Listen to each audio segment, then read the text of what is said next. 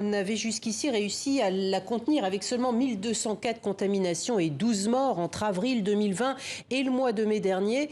Mais depuis 2 semaines, une soudaine flambée des cas a été observée. Dans ce contexte, le Japon a décidé de lui faire don de plus d'1 million de doses de vaccins. Yann Rousseau, vous êtes notre correspondant à Tokyo. Bonsoir. Alors il s'agit là d'une réponse à une requête taïwanaise, mais cela suscite la colère de Pékin.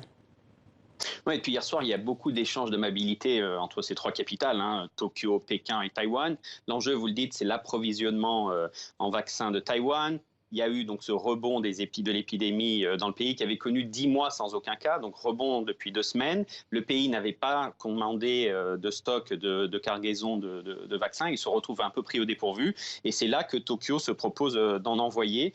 Taipei dit qu'il avait essayé d'en commander directement au laboratoire, mais que la Chine a tout fait pour s'aborder ses commandes en expliquant, vous savez, que la Chine considère que Taïwan est une de ses provinces, une province rebelle, il n'est donc pas un pays, elle ne pourrait donc pas travailler directement avec les laboratoires.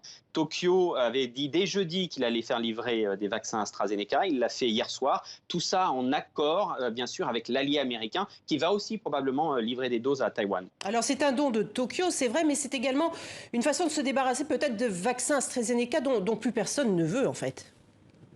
C'est un peu ça, c'est-à-dire que Tokyo avait commandé très tôt 120 millions de doses d'AstraZeneca. Mais ça, c'est avant la polémique, vous savez, sur les cas de thrombose qu'on a constaté en Europe. Et ça a fait très peur à Tokyo, ça inquiète beaucoup le gouvernement qui a peur de donner ces doses maintenant à sa population. Ici, on est dans un pays au zéro risque. Et donc, il fait d'une pierre deux coups, si vous voulez. Il montre sa générosité à l'international et en même temps, il va se débarrasser de ses stocks d'AstraZeneca. On peut s'attendre dans les jours qui viennent à d'autres offres, à d'autres pays, notamment d'Asie, de vaccins venus du Japon. Merci beaucoup Yann Rousseau d'avoir été avec nous dans ce journal.